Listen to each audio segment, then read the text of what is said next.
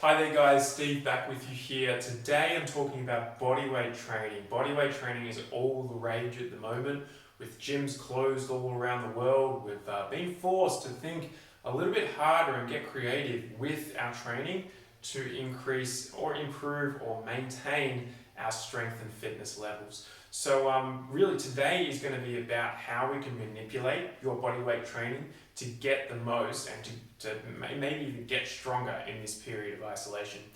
And this comes from a lot of my clients who are wondering how we're going to stay on top of our training in this period and how we're going to maintain or even gain strength. And my answer is that we can actually do that by just knowing a little bit about strength training protocols and the three mechanisms for muscle growth. The three mechanisms, the first one is muscle damage, the second one is metabolic stress, and the third one, the most potent one, is mechanical tension.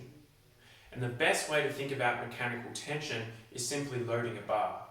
And this is why gyms are so good. If we're in the gym, then we can easily load weight onto the bar.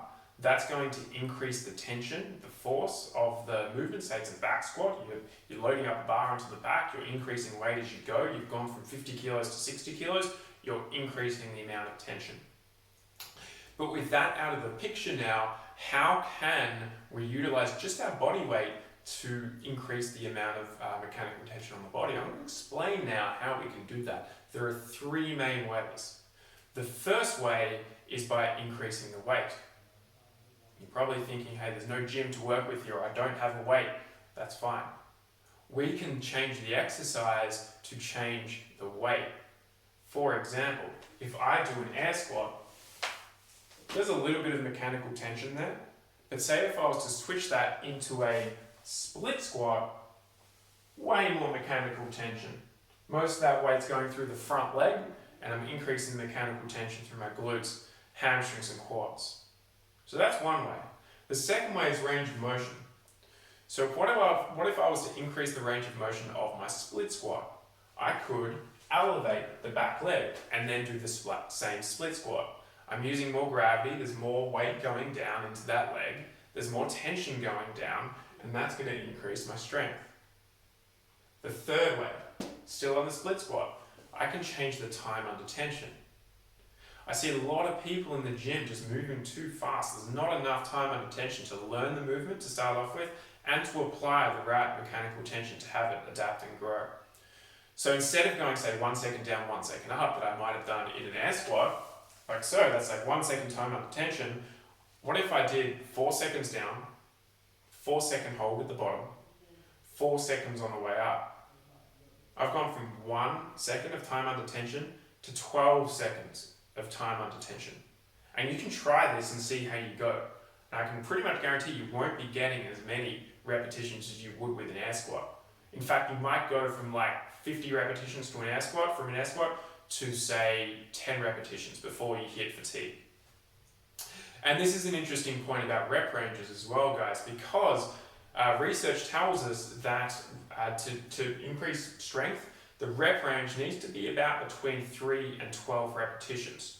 We can work either side of that, it's still going to be effective, but not as effective as that 3 to 12 repetitions. That's because maximum mechanical tension can be applied at those rep ranges. So if you, going back to our split squat example, we've got a rear foot elevated split squat with 4 seconds down, 4 seconds hold, 4 seconds on the way up. You're not going to be getting 20 repetitions out there. You might get 10. You're doing well if you get 10 at that. It's going to be quite tough. Same thing, we could take a push-up. So if you can knock out 20 to 30 push-ups, it probably means that you need to move on from the push-up. You can do a deficit push-up, get some plates either side or some sort of surface either side, so your chest is going lower, that's increasing the weight, increasing the range of motion. You could go into a handstand push-up, increasing the weight, changing the range of motion.